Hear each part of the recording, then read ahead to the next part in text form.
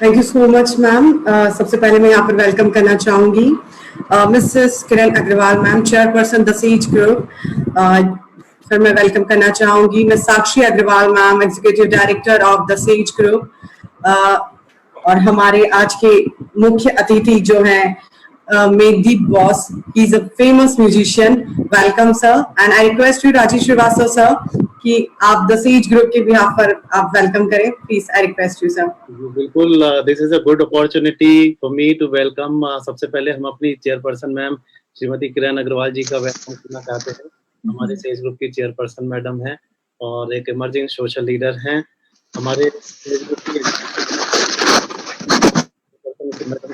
इसमें हम उनका भी वेलकम कर रहे हैं। अब young, vibrant, visionary, has lot of vision and mission, everything. She is bundle of energy. Thank you, sir. Einstein of our group, I call her. Thank you. Big opportunity for me to welcome both. He is a very famous musician, music composer, music director, and he is himself a wonderful singer. बहुत शुरू से मेघदीप को देखते हैं तो उनके अंदर एक म्यूजिशियन छुपा हुआ है। एक म्यूजिक की फैमिली से हैं। आपके पिता दादा दिलीप बोस भी एक बहुत अच्छे म्यूजिक के कंपोजर हैं। बहुत अच्छा, उनके कहना चाहिए फैमिली में ही पूरा म्यूजिक है बहुत, और सभी लोग बहुत ही अच्छा गाते हैं। मेघदीप तो इज डूइंग वंडरफुल। एक से एक पिक्चरों के गाने वो अभी खुद बताएंगे आपको। धोनी पिक्चर थी उसका बनाया, मैरी कॉम का था उसका बनाया, और जाने कौन कौन से अवार्ड मिल रहे हैं बताते रहते हैं वो, हमें तो समझ भी नहीं आते। आपका बहुत बहुत welcome Meghdeep. Thank you so much. जितने प्रोफेसर्स लोग बैठे हैं उनका बहुत बहुत वेलकम। हमारे जितने स्टूडेंट्स बैठे हैं उनका बहुत बहुत वेलकम। ये प्रोग्राम हमारा यूट्यूब और फेसबुक के तमाम चैनलों पे लाइव भी चल रहा है। जो लोग वहां से देख रहे हैं उन सबका भी स्वागत। Thank you. या Jamuna. Yes, thank you so much sir. यहाँ पर मैं रिक्वेस्ट करना चाहूंगी Mrs Kiran Agarwal ma'am, chairperson the says group. I request you ma'am कि आप हमें द सेज ग्रुप के बारे में थोड़ा सा ब्रीफ करें। आज हमारे साथ हमारे गेस्ट होंगे। थैंक यू जमुना, मुझे स्क्रीन देने के लिए। हाँ, आपने पीपीटी तो दिखाई दिया है। सभी पार्टिसिपेंट्स का बहुत स्वागत है। काफी अच्छी, अभी तो गैदरिंग और बढ़ेगी, पर अभी भी 262 अराउंड है।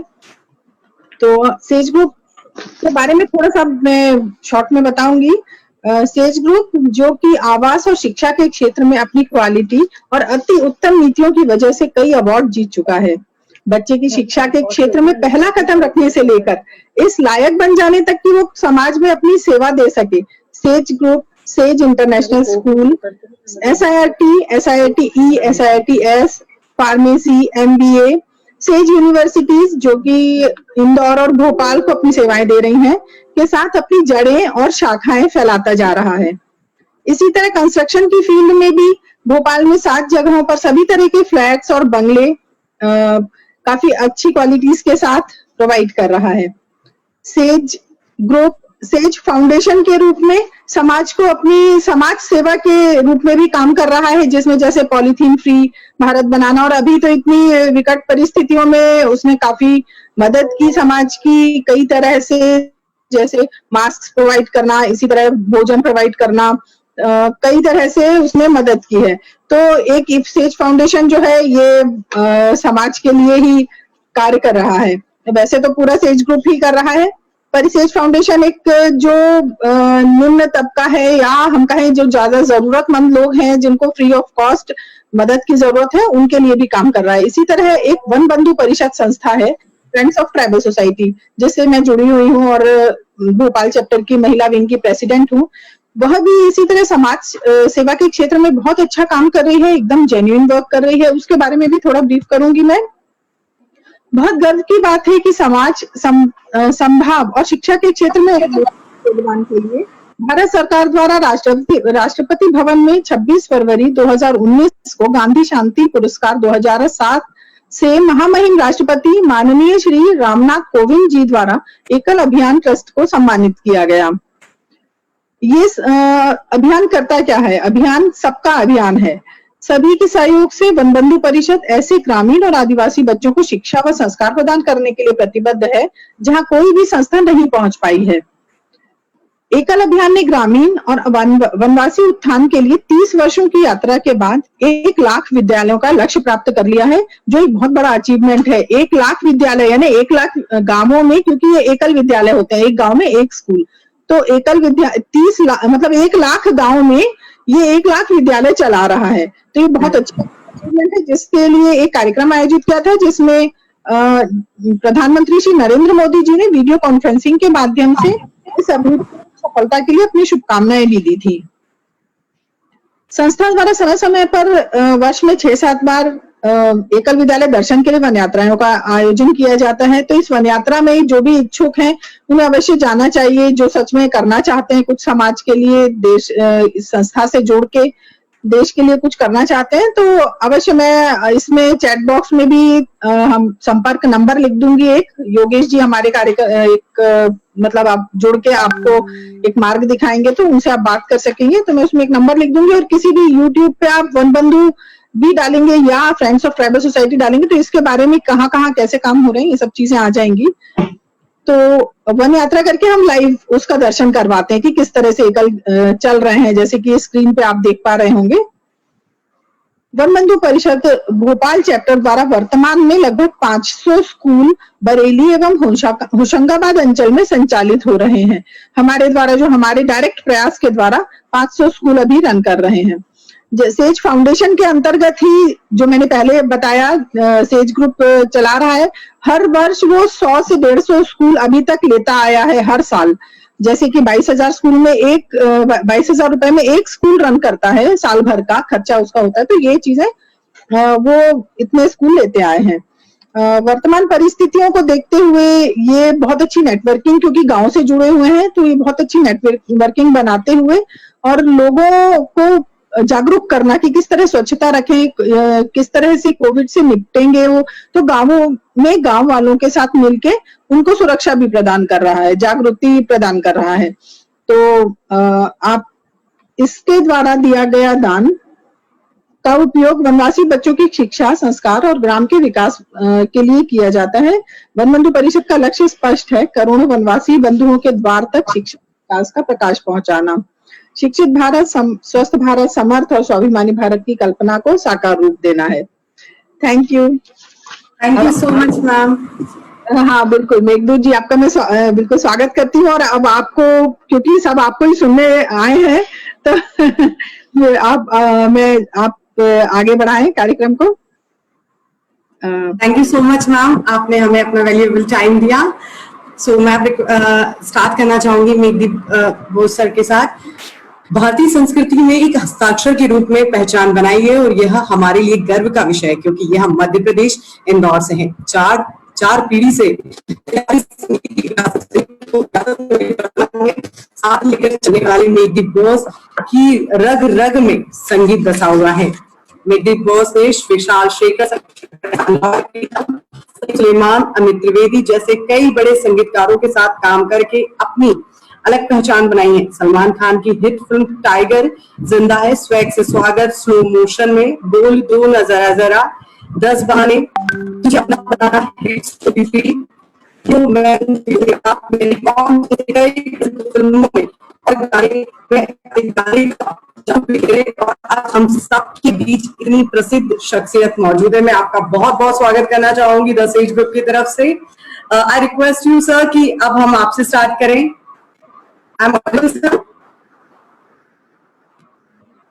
अनम्यूट करना है मेघदीप को।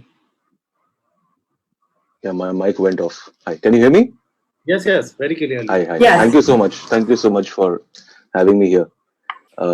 And it feels really great amongst family and the people of my city. So काफी अच्छा लग रहा है। And I hope आप सबका लॉकडाउन टाइम भी बहुत अच्छा जा रहा होगा। I think things have opened up partially. So we are here to talk about a bit of music. So Jamna ma'am, you'll have to steer me through the session. Okay अच्छा, आज हम आपसे रिक्वेस्ट करना चाहेंगे, सबसे पहले हम जानना चाहेंगे कि आपने अपने करियर की शुरुआत कैसे की, क्योंकि आप बहुत एक यंगस्टर हैं, और किस तरीके से आपने अपने करियर की शुरुआत की है। जैसा आपने अभी इंट्रोडक्शन में कहा कि I am a 4th generation, तो संगीत हमेशा से, संगीत एक तरीके से विरासत में मिला है। एंड संगीत मेरे लिए एक आर्ट या एक स्किल से सबसे पहले, उससे भी पहले एक वर्च्यू है। मेरी वे ऑफ लाइफ है संगीत। और क्योंकि मैं बाबा का रियाज सुनते सुनते बड़ा हुआ हूँ बचपन से, so it is not just a career option for me, but it was always been the way of life. And my father happens to be the very first music producer of Central India. And उन्हीं को देखते देखते मैं studios में उनके sessions देखता था, वो देखते देखते बड़ा हुआ हूँ। और पिताजी की सबसे यूनिक बात ये थी कि उन्होंने कभी भी मुझे किसी क्लासिकल ट्रेनिंग में अपने मन से, अपने डिसीजन से नहीं डाला। उन्होंने मेरा वेट किया कि मैं थोड़ा सा बड़ा हो जाऊं और अपने गुरु खुद चुनूं। तो इसी कारण जो मेरी पूरी स्कूल लाइफ थी वो ऑब्जर्वेशंस में बीती है। Instead of learning things, instead of formally learning things, observation has been a very strong teacher for me. And कहना चाहिए वो जो मेरी संगीत की प्राथमिक शिक्षा है वो ऐसे ही हुई है। पापा को स्टूडियोज में काम करते हुए देखना, उनके सेशंस, वो किस तरीके से डायरेक्ट कर रहे थे sessions. He used to work with musicians down south in Bombay. So मेरा इनिशियल जो सफर रहा, it was primarily observing him in the studios.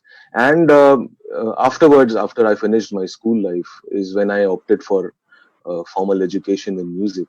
And I chose to learn Western classical. And piano was my primary instrument, so I've learned piano, and I've learned Rabindra Sangeet, I've learned Indian classical, a bit of it. And in 2012, I was selected for the Berklee College of Music, which is one of the most prestigious colleges in the world. But due to certain shortcomings, I had to drop that plan. And 2013, I moved to Mumbai. So us waqt se, then there was no looking back, and that is where my career started in the film industry. Okay जैसा कि आपने काफी बड़े बड़े जो musician हैं उनके साथ आपने काम किया, कुछ ऐसी यादगार बातें जो आपने उस टाइम आपकी याद रही हो, कुछ ऐसे पल? आई थिंक हर प्रोजेक्ट अपने आप में एक खूबसूरत एक अनुभव मेमोरी रहा है। क्रिएट करता है। हाँ जी, हाँ जी, जी प्लीज कंटिन्यू। आई थिंक आपकी आवाज बीच में कट गई थी, मैं पूरा सुन नहीं पाया था। मैं ये कहना चाहती हूँ कि हर प्रोजेक्ट कहीं ना कहीं एक मेमोरी क्रिएट करता है, तो उसमें कुछ यादगार, जैसे कि आपने इतने हिट सॉन्ग ये सलमान खान के साथ करे हैं, आपने जी, काफी बड़ी सेलिब्रिटीज के साथ किया, प्रियंका चोपड़ा के लिए, मेरी कॉम के लिए आपने सॉन्ग गाए, तो कहीं ना कहीं कुछ यादगार, कुछ ऐसे पल? आई थिंक संगीत की अच्छी बात यह है कि आप महज काम नहीं करते हैं, आप साथ में नया कुछ कुछ सीखते हैं, और हर प्रोजेक्ट अपने आप में एक नए अनुभवों का सेट होता है। और क्योंकि हर फिल्म जो है, बिकॉज हमारा जो प्राइमरी म्यूजिक है वो फिल्म का म्यूजिक है, फिल्म है, और फिल्म म्यूजिक हमेशा एक स्क्रिप्ट, एक सिचुएशन पे बेस्ड होता है, बहुत सारे अलग डायनामिक्स होते हैं। सो हर प्रोजेक्ट का एक अलग अनुभव होता है, हर प्रोजेक्ट के अलग डायनामिक्स होते हैं। एंड बट सबसे ज्यादा जिस चीज को मैं अप्रिशिएट करता हूँ वो ये है कि मुझे लाइफ में सभी उन बड़े कंपोजर्स के साथ काम करने का मौका मिला जिनको सुनते हुए मैं बड़ा हुआ। सो चाहे वो सलीम सुलेमान हो, या चाहे वो शंकर एहसान लॉय हो, या अमित त्रिवेदी हो, चाहे रहमान साहब हो, ये सारे कंपोजर्स अलग अलग म्यूजिशियंस हैं। जैसे हर व्यक्ति अलग होता है, वैसे हर व्यक्ति का संगीत अलग होता है, और उनकी जर्नी उनका संगीत बनाती है। और इसीलिए जो मैंने जितने भी कंपोजर्स के साथ काम किया है, हर कंपोजर के साथ एक अलग अनुभव रहा है। और क्योंकि आप हर बार रियलाइज करते हैं कि आपसे बेहतर कोई ना कोई कुछ ना कुछ ऐसा है जो जानता है। आप हर चीज में 100% नहीं होते हो। So it becomes a learning experience also. But I think जितने भी कंपोजर्स के साथ मैंने काम किया है, सबसे इम्पोर्टेंट चीज है ह्यूमिलिटी, जमीन से जुड़ा होना। आई थिंक जो टॉप क्वालिटी मैं बोलूंगा सभी बड़े कंपोजर्स की, वो ये है कि वो जमीन से जुड़े लोग हैं, उन्होंने अपनी जर्नी खुद तय करी है। और एक मेमोरेबल एक्सपीरियंस ये था कि मैं एक बैकग्राउंड स्कोर पे काम कर रहा था सलीम सुलेमान के लिए। फिल्म का नाम था काबिल। तो उस दौरान जब हम लोग काम कर रहे थे, तो सलीम सर ने बोला कि आप घर से काम कर सकते हो, कोई टेंशन नहीं। बट सबसे खूबसूरत बात ये थी कि वो घर आए एक दिन रात में, और उन्होंने वहीं पर बैठ के मेरा स्कोर चेक किया, और ही फर्दर टोल्ड मी दैट यहाँ पर ये हो सकता है, चेंजेस वेंजेस। तो ऐसे छोटे छोटे मोमेंट्स हैं। एक बड़ा खूबसूरत वाकया ये है कि मुझे मौका मिला रहमान साहब के साथ काम करने का 2 साल पहले, 2018 के एंड में। एंड उनकी सबसे बड़ी एक बात जो मुझे स्ट्राइक करी वो ये था कि जिस तरह से वो म्यूजिशियंस को रिस्पेक्ट करते हैं, उनके लिए कोई हायरार्की नहीं है, कोई ऊपर या कोई नीचे नहीं है, उनके लिए सब बराबर है। और ये सबसे बड़ी खूबसूरत उनकी बात थी।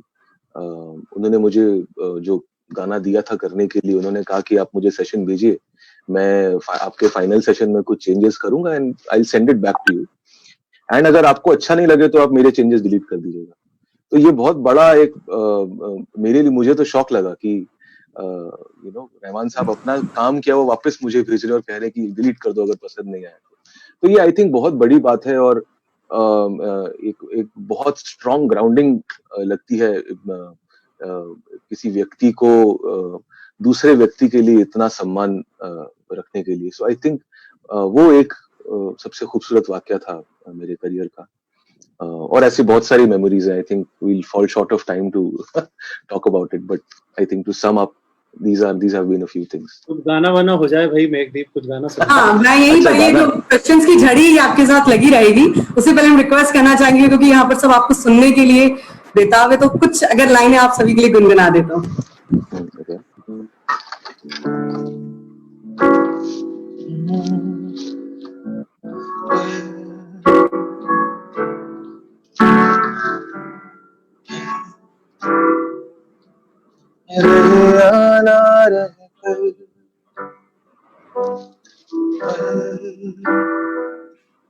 याद आएंगे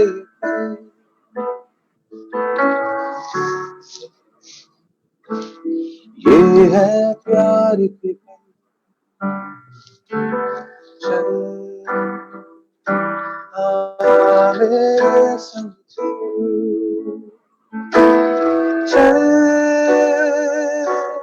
सोचे क्या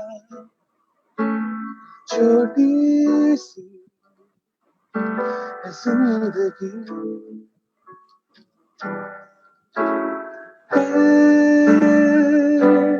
मिल जाए तो होगी खुश नसीबी।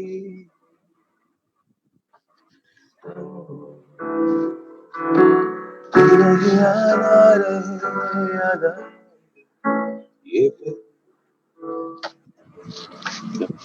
Thanks. Thank you so much. मतलब यहाँ पर हमारी एग्जीक्यूटिव डायरेक्टर मैम है, वो भी आपके सॉन्ग में झूमने लगी थी। वाकई में आपने इतना अच्छा गाया है और आप वाकई में मध्य प्रदेश इंदौर की शान है। यही हम आगे आपसे नेक्स्ट क्वेश्चन करना चाहेंगे कि लॉकडाउन में आपका शेड्यूल किस तरीके का, लॉकडाउन में आप क्या कुछ नया कर रहे हैं, किस तरीके से आपका शेड्यूल रहता है? क्योंकि ऐसे अगर हम बात करें तो बहुत टाइट शेड्यूल रहता है, बैक टू बैक प्रोजेक्ट्स चलते रहते हैं आप लोगों के, तो अभी लॉकडाउन में क्या शेड्यूल है, किस तरीके से आप काम कर रहे हैं?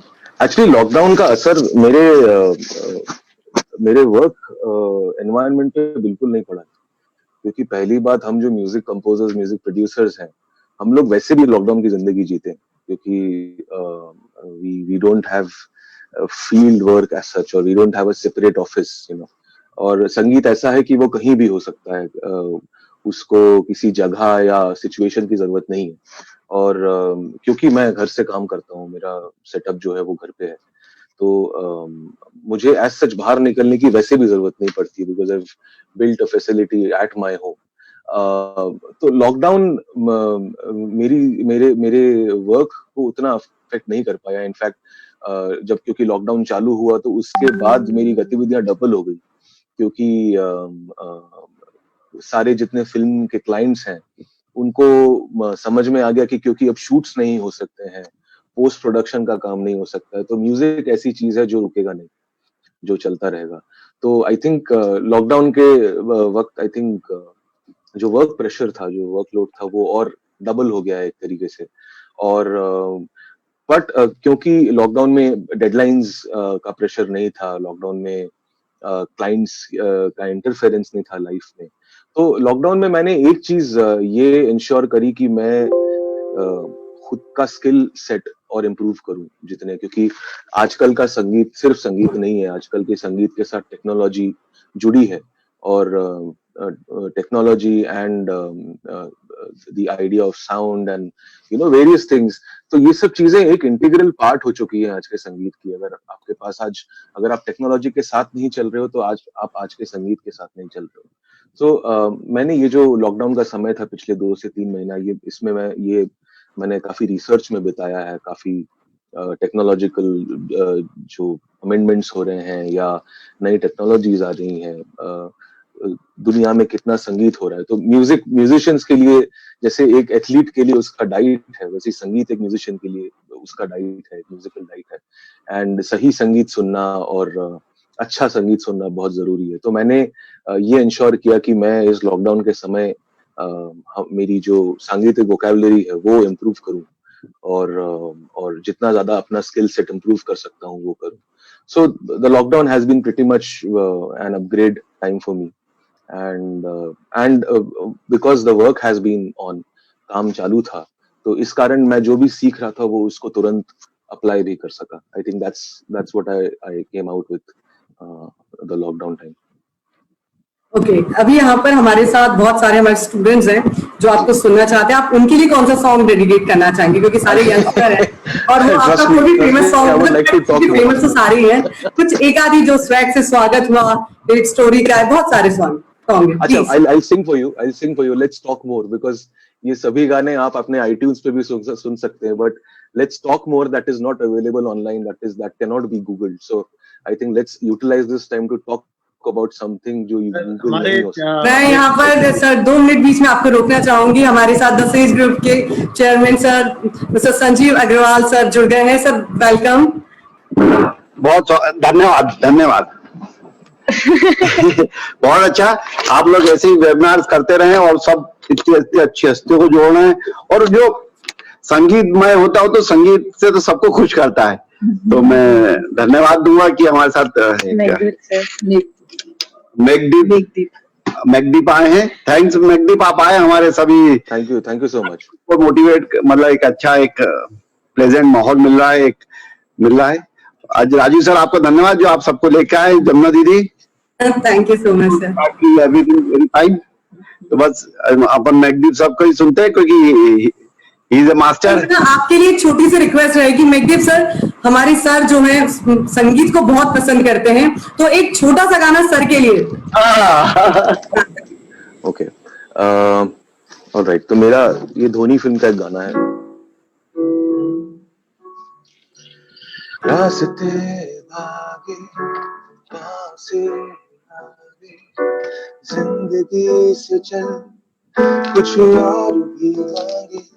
रास्ते भागे पाँव से आगे, जिंदगी से चल कुछ और भी मांगे। क्या सोचना है जाना कहाँ, ले जाए चल जाए कहाँ। सबरियां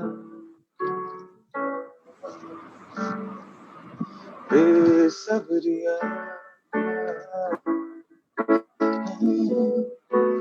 बेसब्रियां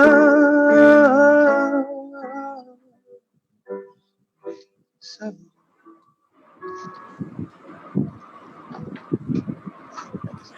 thank you so much sir. Thank you Mandeep, all the best करिए आप लोग, है ना। Thank you so much sir. Thank you Pratibha, आप भी राजू सर का ऐसे उत्साह बनाए रखें। बिल्कुल, thank you so much sir. Thank you so much chancellor sir. And अब हम आपसे रिक्वेस्ट करना चाहेंगे कि अगर हम बात करें संगीत की, हम बात कर रहे हैं, तो आपके अपने फेवरेट कौन है संगीत में? आप किनको अपना आइडियल मानते? खैर आप तो विरासत में ही आपको सारी चीजें मिली, फिर भी एक आइडियल जो होते हैं, आपने चूंकि पिताजी से सब कुछ सीखा है, उसके बावजूद अगर हम किसी आइडियल की बात करते हैं तो जी, आई थिंक एक ही नाम आता है जब अगर कोई भी 90s के जनरेशन का व्यक्ति है और संगीत में है, तो रहमान साहब का नाम कभी भी अछूता नहीं रह सकता इस चीज से। एंड रहमान साहब ने नहीं, not just the generation of 90s, but he has affected the musical generations of at least 3 steps. So I think उनकी जर्नी और उनकी स्पिरिट और उनका जो एक यूथफुल एस्पेक्ट है लाइफ का, और वो काफी मुझे अट्रैक्ट करता है और काफी इंस्पायर करता है. So I think one of the most inspiring men in music is Rahman Saab, and the other person is Quincy Jones, who has actually produced so much for Michael Jackson. अगर हम Michael Jackson के जो गाने सुनते हैं, initial, thriller और ये सब, so it is because of Quincy Jones. So I think these are two of the people I really look up to. और अगर मैं बात करूं रहमान सर की, आपने बात की है, तो उनका ऐसा कोई सॉन्ग जो आपको छू गया हो कि वाकई में? आई थिंक ऐसे बहुत सारे गाने हैं, क्योंकि उनका जो स्पेशली जो 90s और अर्ली 2000s की फिल्म्स थी, क्योंकि उस दौरान फिल्में भी ऐसी बन रही थी जो कि स्क्रिप्ट ओरिएंटेड थी, जो कि सिचुएशन बेस्ड थी, एंड उस वक्त का संगीत काफी ज्यादा ब्रेनस्टॉर्मिंग के बाद बनता था. It was not so impulsive and all. तो उनके कुछ साउंड ट्रैक्स हैं, जैसे मंगल पांडे है, जो कि काफी अंडररेटेड सॉन्ग्स है, just because they didn't, you know, songs and scores, even film scores देखा जाए तो, जो कि बहुत हिट नहीं हुए एक तरीके से, इनको प्रमोट नहीं किया गया, but which are a few hidden jewels, you know. So Mangal Pandey is one, Bose the forgotten hero is one, and even उनका एक लंदन ब्रॉडवे का शो था जिसका नाम था सलाम बॉम्बे, जो कि Bombay dreams, so Bombay dreams was another huge musical. तो ये उनके काफी सारे खूबसूरत साउंड ट्रैक्स हैं, और किसी एक साउंड ट्रैक पे पिन पॉइंट करना बड़ा अनफेयर रहेगा. फिर भी एक जो आपको पसंद आया हो, क्या सर के तो सारे ही सॉन्ग बेस्ट है, फिर भी एक जो आपको लगा हो कि यस, ये बिल्कुल मुझे छू गया है? आई थिंक उनका रिसेंट में एक गाना था, एक तमिल फिल्म थी काट्रे वेलियदिल, उसका गाना था वान वरुवन, which was very beautiful. और काफी टाइम बाद रहमान साहब और मणिरत्नम जी एक साथ वापस आए थे एक फिल्म करने के लिए. उस गाने को आगे चल के नेशनल अवार्ड भी मिला. So that is one song that I really like. It's a Tamil song, Van Varuvan. So it's beautiful. Yeah. Okay अगर मैं यहाँ पर आपसे फिर से रिक्वेस्ट करना चाहूंगी तो आप कहेंगे कि अभी थोड़ा सा आप पूछिए फिर आप रिक्वेस्ट करिएगा. I think enough songs because chancellor sir आ गए थे. enough songs. Let's talk. Because in fact हमारे स्टूडेंट्स के लिए, क्योंकि आज वो लोग बहुत ज्यादा एक्साइटेड है आपको सुनने के लिए, उनके लिए क्या आप सॉन्ग डेडिकेट करना चाहते हैं? trust me, I'm out of songs now. एक स्वैग से सॉन्ग है. What we'll do is when we'll close the session, I'll sing one song for them because I'm here to talk to everybody, and I would be more happy to share my life experiences, my outlook, because songs are something everybody can hear anywhere. So let me share what is not available on the internet, and let's make this talk more enriching for everybody. Okay, no issue sir. अगर हम आपके upcoming projects की बात करें तो किस तरीके के प्रोजेक्ट्स पे आप अभी वर्क कर रहे हैं लॉकडाउन में, क्या नए सॉन्ग आप लेके आने वाले, किस थीम पे? आई थिंक अभी मेरा सबसे जो पसंदीदा और project that I am very thrilled for is the biopic of Saina Nehwal, जो कि मैं अमाल मलिक के साथ काम कर रहा हूँ इस फिल्म पे. और बड़ी खूबसूरत बात यह है कि बहुत लंबे अरसे के बाद कोई यंग कंपोजर फिल्म के गाने भी कर रहा है और स्कोर्स भी कर रहा है. और इसीलिए ये फिल्म का एक साउंड, एक इंटीग्रल साउंड है. एक फिल्म बहुत सिचुएशनल है, बहुत काफी इंस्पायरिंग है because it's a sports film. Amol Gupte इसको डायरेक्ट कर रहे हैं. And we been recording musicians around the world. हमने लॉकडाउन के टाइम पर, इंडिया में लॉकडाउन चल रहा था बट उसी वक्त मैसेडोनिया में लॉकडाउन खुल चुका था. तो हम लोगों ने मैसेडोनियन सिम्फनी ऑर्केस्ट्रा को रिकॉर्ड किया. It was a nice about 50-piece orchestra. We've been recording musicians from different parts of the globe. So Saina Nehwal ka biopic is something that I'm really looking forward to. Also, the second project I'm working, the other 2-3 projects I'm working are for Pritam Da. One is a film called Lal Singh Chadda, जो कि आमिर खान की film है, इस साल late 2020 में आएगी. The other film is 83, biopic of Kapil Dev, and there's another film called RX100, which is I'm still working on it right now, which is a remake of a Telugu film. So ये 2-3 projects हैं जो कि upcoming हैं, and that I can reveal about. Okay. Rajeev sir, आप कुछ question करना चाहते हैं? क्वेश्चन के बजाय थोड़ा सा इंफॉर्मेशन में एडिशन कर रहे हैं. आप लगातार मेघदीप को इंदौर का बोल रही हैं. आज की डेट में मेघदीप का होम टाउन भोपाल है. पापा भी ये प्रोग्राम देख रहे हैं भोपाल से ही, हमारे पड़ोस से. मैं क्या पूछूं मेघदीप से, यू नो, इनकी प्रतिभा हमारी साइड से कोई पूछना चाहे तो आप पूछ लीजिए, या साक्षी मैम आप कुछ पूछना चाहें तो आप पूछ लीजिए. I request you ED ma'am. Actually I have one question. Meghdeep sir, देखिए आप जब वहां गए तो मतलब it's a very competitive industry if you talk about Bollywood and पूरे ये वाले एरिया में बहुत सारे लोग जाते हैं, एंटर होते हैं, बट कुछ ही लोग ऊपर पहुंच पाते हैं. तो आपने अभी भी जो स्ट्रगल होती है, आपने कुछ करा है, आपकी और उम्मीदें होंगी बहुत कुछ करने की इस इंडस्ट्री में, बट जो आपने अचीव करे वो भी बहुत है. जो लोग कुछ जो वहाँ पे म्यूजिशियंस करना चाहते हैं, तो हमारे यूनिवर्सिटी में भी ऐसे बच्चे हैं, परफॉर्मिंग आर्ट्स इंस्टीट्यूट में, जो जर्नलिज्म में ऐसे बच्चे हैं जो अपना एक बॉलीवुड में मार्क छोड़ना चाहते हैं. तो उनके लिए क्या आप सजेस्ट करेंगे कि उनको, आप जैसे भोपाल से हैं तो वहां पे एक तो भोपाल का क्या इंप्रेशन है, Tier 2, Tier 3 सिटीज का क्या इंप्रेशन है, कैसे बिहेव करा जाता है, आपको क्या स्ट्रगल्स मिली और उन लोगों के लिए? I think it's a very good question, and I think this is the best question of the session so far. You know, मैं एक ही चीज कहना चाहूंगा. अगर आप ऐसा कुछ कर रहे हैं जिससे आप बहुत प्यार करते हैं, जैसे मैं संगीत कर रहा हूँ, और मेरे लिए मैं सबसे ज्यादा प्यार अगर किसी चीज से करता हूँ दुनिया में तो वो संगीत है, तो संगीत आपके लिए स्ट्रगल नहीं हो सकता है. स्ट्रगल तब होता है, वो स्ट्रगल तब कहलाएगा जब आप अपने सर्वाइवल के लिए लड़ते हैं. तो स्ट्रगल जो है, it's all about survival. It is struggle is a very peripheral thing.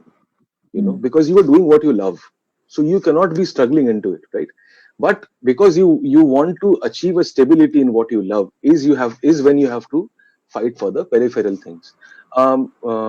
दो तीन चीजें हैं मेन जो जिन चीजों से मुझे गुजरना पड़ा, एंड ऐसी दो तीन चीजें हैं जो मेरे करियर में पाइवटल रही। नंबर वन ये कि संगीत को अभी भी को करिकुलर माना जाता है हमारे एजुकेशन सिस्टम में। गाना बजाना बोला जाता है, अभी भी उसको एक आर्ट का दर्जा शायद बहुत कॉमन हाउस होल्ड में नहीं मिला है। You know, parents Indian idol देखते हैं, सारेगामा देखते हैं, बट जब उनका बच्चा बोलता है कि मुझे म्यूजिक करना है, उनका परसेप्शन एकदम चेंज हो जाता है लाइफ के लिए। उनका बोलते हैं कि नहीं, पहले पढ़ लिख ले। बट मैं हर उस परफॉर्मिंग म्यूजिशियन और हर उस म्यूजिशियन आर्टिस्ट या क्रिएटिव म्यूजिशियन से बोलना चाहूंगा कि music is not a career option, कि आप 12th क्लियर कर लो, आप आप ग्रेजुएशन कर लो, उसके बाद you can think of getting into music. Music is the toughest thing in the world because it is intangible. आप ना उसको छू सकते हो, ना आप उसको देख सकते हो, ना आप उसको टेस्ट कर सकते हो, ना आप उसको एक तरीके से it's intangible, it is godly, you know. तो आप अपना करियर एक ऐसी चीज पे बना रहे हो जो कि इंटेंजिबल है, जो किसी को दिखती नहीं। तो उस चीज को मास्टर करने के लिए आपको कितने साल की मेहनत, कितने साल का ऑन फील्ड वर्क लगेगा, आप वो सोचिए।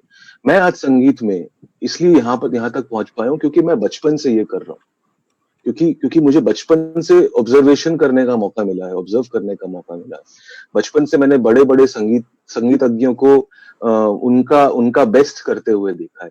So the point is that music has to start from a very early point of age. यहाँ पर जितने पेरेंट्स हैं, मैं उनको बोलना चाहता हूँ कि संगीत एक को करिकुलर एक्टिविटी नहीं है। आप अगर बड़े देशों में, जो दूसरे देश हैं, जो दूसरे डेवलप्ड देश हैं, उनका एजुकेशन सिस्टम अगर आप देखें तो वहां पर म्यूजिक एक बहुत इंपॉर्टेंट पार्ट है उनके करिकुलम का। Every student has to learn at least one instrument from childhood, क्योंकि कोई भी आर्ट जो होता है वो आपको यूनिकनेस अप्रिशिएट करने का एक आउटलुक देता है। आप दूसरों की यूनिकनेस, दूसरों का डिफरेंस समझने में और उनको अप्रिशिएट करने में आप सक्षम हो जाते हो। संगीत ये सिखाता है कि हर व्यक्ति अलग है और हर व्यक्ति की यूनिकनेस है। नाउ कमिंग बैक, इसीलिए पहला चैलेंज तो मेरे लिए ये था to convince everybody around me कि मैं संगीत कर सकता हूँ। मेरे पास वो है जो मेरा एक पॉइंट ऑफ व्यू है। Now this is linked to your question कि there are many who don't make it. There are 2-3 main factors about it. Number one is that अगर व्हेन यू से दैट मैं अपना mark छोड़ना चाहता हूँ music में, it means that I am not here to make hit songs and be famous. I am here to contribute to the field of music. आज जो भी बड़े अवार्ड्स होते हैं, जो भी बड़े, कोई भी अवार्ड देख लो आप, अवार्ड में मेंशन होता है for extraordinary contribution to the field of so and so. इसका मतलब आप पैसा कमाने के लिए या शोहरत कमाने के लिए उस फील्ड में नहीं आए, आप उस फील्ड में एक डिफरेंस लाने के लिए आए हैं। और जब आप वो डिफरेंस लाते हैं तभी आपको वो रिकॉग्निशन मिलता है। अब आप वो डिफरेंस कैसे लाएंगे? When you know that what is it that could be changed in that particular field. अगर आप किसी रूम में जाते हैं और वो रूम गंदा है या वो रूम की एक पर्टिकुलर सेटिंग है, आप वो सेटिंग चेंज करना चाहते हो कि मेरे अकॉर्डिंग इस रूम का सेटिंग ये है। संगीत इंडस्ट्री वैसी ही है कि अगर आपके पास अपना एक पॉइंट ऑफ व्यू है संगीत को लेके कि मैं ये देना चाहता हूं इस संगीत के फील्ड को, आप तभी अपना वो मार्क पूरा कर पाओगे। नाउ ये तो हो गया आपका ओपिनियन या आपका पॉइंट ऑफ व्यू या आपका विजन, जो कि सर्वोत्तम है, जो कि सर्वप्रथम आता है कि आप क्या सोच रखते हैं। बट उस विजन को पूरा करने के लिए you need 2 more things. One is primarily the talent and skills, कि आपने कितना अपने आप को पॉलिश किया है। एक डायमंड को भी कटना पड़ता है ताकि वो एक ऑर्नामेंट बन सके या उसकी एक कीमत आ सके मार्केट में। सो वैसे ही to be commercially available, a musician has to go through tremendous amount of practice, through tremendous amount of skill development. मैं आज इस पोजीशन पे हूं, but I still spend time learning about new things, learning about ways of playing an instrument, learning about new technologies, learning about new genres that are being developed. So building up of your talent and skills is very important, because अगर आप आप सोचते हो कि मैं गाड़ी ऐसा चलाऊंगा, बट आपको गाड़ी चलाना नहीं आती. You want to win a Grand Prix, but you don't know how to drive a vehicle. There's you won't be able to make it, right? So you have to develop certain skill sets which are unparalleled or at least unique to yourself. तो एक point तो ये हो गया कि आपको अपना skill development करना पड़ेगा. नंबर 2 इज कि when you want to achieve that vision, you need to have experience in a particular field. क्योंकि जैसे हमारे कंपनीज जो कॉर्पोरेट स्ट्रक्चर्स होते हैं, उनमें इंटर्न्स होते हैं जो कि किसी के अंडर कुछ वक्त पर्टिकुलरली काम करते हैं, and then eventually in the future they are promoted to a particular designation in the company as an employ.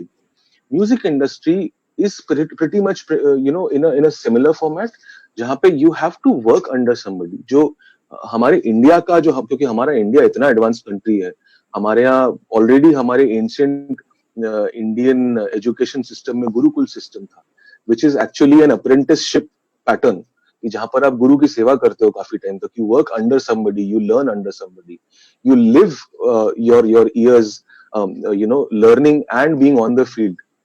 So basically जो गुरुकुल पैटर्न है वो म्यूजिक का फाउंडेशन है, where you have to be an apprentice to somebody and learn their school of thought, or become a part of their school of thought. So when you acquire skills and when you gain experience being on the field while working or observing, that is when you are able to become a part of a mainstream music industry. So to sum your question, to how would you make it to the film industry or to a good place in the world of music is by having a vision. Number 2, having enough skills to fulfill that vision and having enough experience to execute the above two. है ना? And as far as the skill part is concerned, whoever wants to do music must start very early and take it seriously. And having a quality music education is very important. Don't treat it as a gana bajana ki, it is easy, ho jayega. Making a career in music does not mean going out for Indian Idol, going out for Saregama, going out for any reality show. ये reality shows भी आपको तभी एक platform दे पाएंगे जब आपके पास एक basic level of talent होगा. If you don't have talent, you won't be able to showcase it, and any big platform won't be able to suffice. So I think having a foundation is what everybody must opt for. Don't hesitate to practice. अगर आपने 10 घंटा किया practice तो आप 12 घंटा practice करिए. But practice is something that is very important. I think that way I would sum the answer to your question. Thank you so much, Megdeep sir. इससे ही related actually, because I do agree with every sentence that you have said, and इसमें बहुत सारे लोग, जैसे आपने बोला था ना कि कीमत आपको पता चल गई वैल्यू की, डायमंड का आपने उसमें लिया था, तो क्या है पेरेंट्स भी आज के, जैसे मैं इंडियन मेंटालिटी की बात करूं तो उनको स्टेबिलिटी देखते हैं कि बच्चे की फ्यूचर मतलब स्टेबल रहे, और स्टेबिलिटी जब वो लोग देखते हैं तो उनको कुछ करियर ऑप्शन सिर्फ दिमाग में आते हैं, जिसमें music industry is not there unfortunately right now. उनको बेसिकली इंजीनियरिंग हो गया, MBA हो गया, ये चीजें आती हैं. और पेरेंट्स के बारे में भी सोचें तो उनको है कि अपने बच्चे के बारे में वो सबसे अच्छा करना चाहते हैं. तो मेरे ख्याल से यहाँ पे शिक्षा उन लोग के लिए, अवेयरनेस उन पेरेंट्स के लिए बहुत नेसेसरी है कि how music can also be a stable career, and is it a stable career. तो हमारे साथ यहाँ पे बहुत सारे पेरेंट्स भी हैं जिनके बच्चे हैं जो स्कूल में जा रहे हैं, प्रोबेबली म्यूजिक में भी इंटरेस्टेड होंगे. उन लोग के लिए आपकी क्या मैसेज है, अगर वो फ्यूचर में म्यूजिक उनको कैसे सफाइज कर सकता है? आई थिंक पेरेंट्स के लिए सबसे बड़ी एडवाइस तो, सबसे इंपॉर्टेंट एडवाइस तो मेरी यही रहेगी कि आप अपने बच्चों का फ्यूचर ना डिसाइड करें, बच्चों को अपना फ्यूचर डिसाइड करने दो. बिकॉज हर व्यक्ति का अपना एक पॉइंट ऑफ व्यू होता है, और जरूरी नहीं कि आप जो सपने देखते हैं वो बच्चा वही सपने पूरा करने में लगेगा. क्योंकि हो सकता है कि आपका बच्चा कुछ और फील्ड में, कुछ अलग फील्ड में बहुत बड़ा नाम कर जाए, but just because you are trying to mold your child into your standards of career options or your standards of life, the child may not survive. I am a survivor. I have come through a system where music is not considered as a career, as a stable thing, but I worked hard for it. Any child would work hard if the child is passionate about it. So I think सबसे important बात ये है कि parents just because somebody is underage, that somebody should not be treated as a child. हमारा system तभी change होगा जब हम अपने से छोटे लोगों को भी हमारे बराबर ट्रीट करें, एंड उनके पॉइंट ऑफ व्यू को भी उतना ही महत्व और उतना ही इंपॉर्टेंस और रिस्पेक्ट दें जितना हम हमारे खुद के पॉइंट ऑफ व्यू को देते हैं.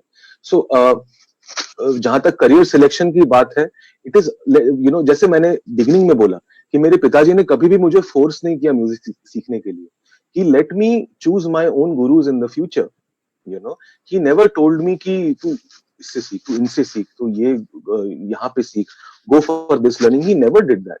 He never ever pushed me to learn anything unless I felt like. So parents को मैं ये कहना चाहूंगा कि it has to be something that has to come from within. अगर ये एक्सटर्नली आप पुश करेंगे किसी भी चीज को, तो शायद बच्चा आपके सम्मान के लिए वो काम करेगा, बट शायद आपका बच्चा खुश ना रहे.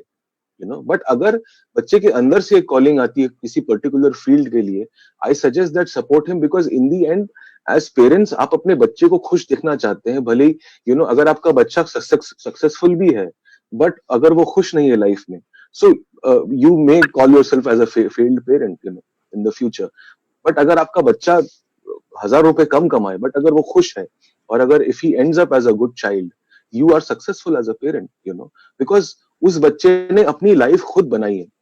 सो I suggest, I request all parents that अपने बच्चों को मौका दीजिए, क्योंकि एवोल्यूशन के हिसाब से हर जनरेशन का ब्रेन बढ़ता जा रहा है एक तरीके से, their capacities are increasing, and हम देख भी रहे हैं.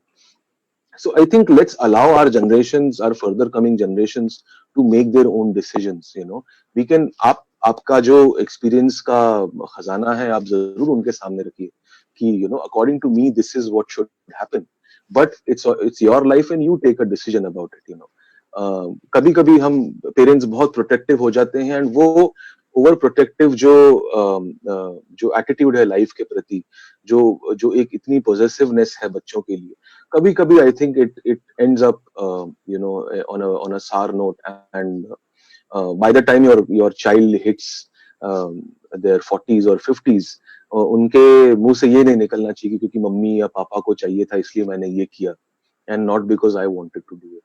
So I think सक्सेस का क्वोशंट वहीं से चेंज हो जाएगा, as and when you allow your child to take decisions about their career. Right. And ऐसे ही एक जमुना मैम, सॉरी, एक लास्ट क्वेश्चन मेरे दिमाग में आ रहा था बस. बहुत ही सही कह रहे हैं सर आप. हम लोग के स्कूल भी हैं, सेज इंटरनेशनल स्कूल करके हमारे भोपाल में स्कूल भी है, शायद आपने सुना हो, तो उसकी भी टीचर्स हैं यहाँ पे, तो उनके लिए भी बहुत अच्छा लेसन है कि कभी भी एक तरफ से नहीं सोचे. हो सकता है बच्चा कुछ और करने में हो, तो उसके लिए मोटिवेट करें, पेरेंट्स को भी अपन मोटिवेट करें, उनको भी समझाएं, उनको ये शिक्षा दें. साथ ही में जैसे आप ये वाली इंडस्ट्री में है, तो आपने ऑफ कोर्स फेलियर्स भी देखे हैं इसमें, बहुत बार आपको रिजेक्शन भी मिला होगा. तो जब जिंदगी में रिजेक्शन मिलता है और ऐसी चीज पे जो पॉपुलरली भी मतलब हम लोग, आप रिजेक्शन को कैसे लेते हैं और आप उससे कैसे उभरते हैं? क्योंकि बहुत सारे लोग रिजेक्शन लेके अपने आप को कोसते हैं या फिर डाउन हो जाते हैं, बट आप आगे बढ़े हैं उनको, तो कैसे आप उस टाइम पे आपने क्या सोचा दिमाग में और कैसे आगे बढ़े? It's a very good question. सबसे पहली बात तो रिजेक्शन का मतलब है कि दूसरा व्यक्ति आपको उत्तम नहीं मानता है. That is rejection, right? अगर हम सही मायने में देखें तो रिजेक्शन का मतलब यही हुआ कि आप किसी और के स्टैंडर्ड्स के अकॉर्डिंगली खरे नहीं उतरे, ठीक है? बट क्योंकि मैंने रिजेक्शंस को बड़ा पॉजिटिवली लिया पूरे लाइफ में, बिकॉज मुझे पता था कि मैंने अपना 100% दिया. मुझे पता था कि मैंने कोई कमी नहीं छोड़ी अपने काम में, और मुझे अंदर से 100% विश्वास था कि मैंने 100% नहीं 300% दिया है अपने काम में. बट अगर मैं किसी और के स्टैंडर्ड्स पे खरा नहीं उतर रहा हूँ, तो वो उस व्यक्ति की प्रॉब्लम है और वो उस व्यक्ति का इशू है, क्योंकि मुझे पता है कि मैंने क्या काम किया है. So it is all about waiting about the right time, waiting for the right time, कि मेरा सही वक्त और सही सिचुएशन आएगा तब मुझे सही अप्रिसिएशन मिलेगा. नाउ फॉर एग्जांपल 2014 में मैं एक फिल्म पे काम कर रहा था, और मैंने उस फिल्म के सारे एल्बम, पूरा फुल एल्बम मैंने प्रोड्यूस किया था उस फिल्म का. And then in a couple of months the film producer comes in and he rejects all of the songs I have done, all of the versions I have done. And I didn't feel bad about it. थोड़ा बुरा लगा of course कि मैं इतने time से उस film के music पे काम कर रहा था. But then on a second note I felt that ये उनका प्रॉब्लम है, ये उनका टेस्ट है. Now, just because they are giving me a report card does not mean that I am not worthy or I am not capable enough. But एक एक गाना जो उस वक्त रिजेक्ट हुआ, आज वो गाना, एक एक गाना जो उस वक्त उस व्यक्ति को सही नहीं लगा, उस व्यक्ति ने रिजेक्ट किया, आज हर गाना आज एक हिट सॉन्ग के तौर पर हम सुन सकते हैं. मैं नाम नहीं लूंगा उन गानों का क्योंकि the new may actually relate to it. But every song that got rejected then now today is a hit song in some other film. You know. And so I think rejection is very subjective. It is something that is that has to do with somebody else's standards and ideas. You know, जैसे school में आप fail होते हो तो वो आप school के education system के हिसाब से फेल हुए हो, आप अपनी लाइफ में फेल नहीं हुए. You know, you've just scored few lesser marks in particular subjects. But then if you are a good person in the end and if you know what you want to do in life, a report card cannot certify your validity as a human and as what you can churn out in your life. So I think it is very subjective, and rejection is nothing but somebody else not agreeing to what you've done. It's just that. Yeah, but totally agreed, Mehdeep sir. Thank you so much. Most Now, welcome. Jamna ma'am, please up. Thank you so much ma'am. And मैं अब जानना, ये तो बात बिल्कुल सही आपने बोली. हमारे ऑनरेबल चांसलर सर भी यही कहते हैं कि किसी भी चीज के पीछे आपकी पॉजिटिविटी होना चाहिए, तो रिजेक्शन और ये नेगेटिविटी कहीं सामने आती नहीं है. मैं अब आपसे क्वेश्चन करना चाहूंगी कि आपके कई इंटरनेशनल प्रोजेक्ट्स भी रहे, तो अपकमिंग आपके इंटरनेशनल प्रोजेक्ट के बारे में अगर मैं बात करना चाहूँ तो so British Film Institute जो है BFI, जो कि which is a very renowned and very prestigious film institute in the world. So British Film Academy जो है उनकी एक फिल्म आने वाली है जिसका नाम है Mermaid. So उस particular फिल्म में मेरे 2 गाने हैं and मैंने कुछ UK based artists के साथ collaborate किया है. So that is an upcoming project, and plus I am co-writing music with a few other artists across LA and UK. So everything is under under the carpet right now. Everything is unnamed and untitled, but these are the coming projects. Thank you so much. आपसे मिलके वाकई में बहुत अच्छा लगा. और आज हमारे लिए, हमारे बीच में हमारी chairperson ma'am, executive director ma'am, chancellor sir, सभी ने इस सेशन के लिए स्पेशली हमारे साथ टाइम निकाला. अब जाते जाते आपने जैसा कि कहा था कि मैं गुनगुनाकर ही जाऊंगा, तो आई रिक्वेस्ट यू कि आप हमारे स्टूडेंट्स के लिए कुछ गाना गा दें. अच्छा, ठीक है. तो मैं I will sing a song which is very close to my heart. आपको झुकाना तो पड़ेगा ही. So I'll sing one song which is something which actually catapulted everything for me.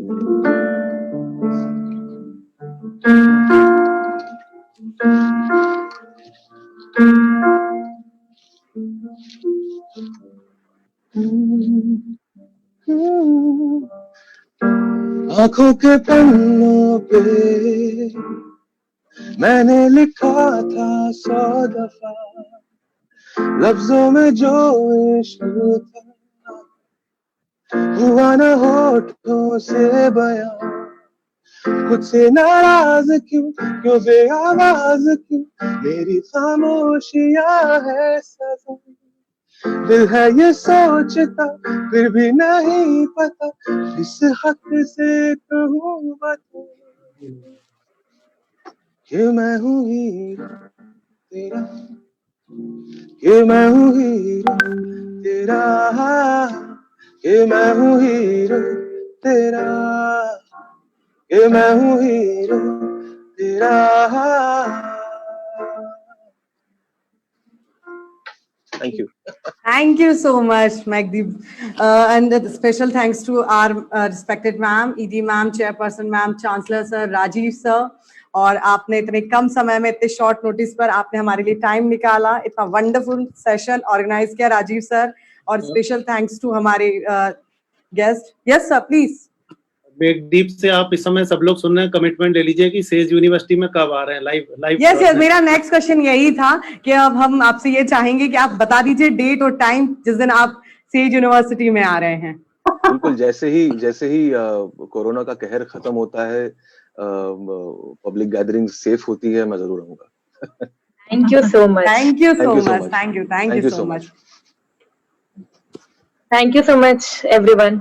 Thank you ma'am, Thank you. Bye bye. Thank you ma'am.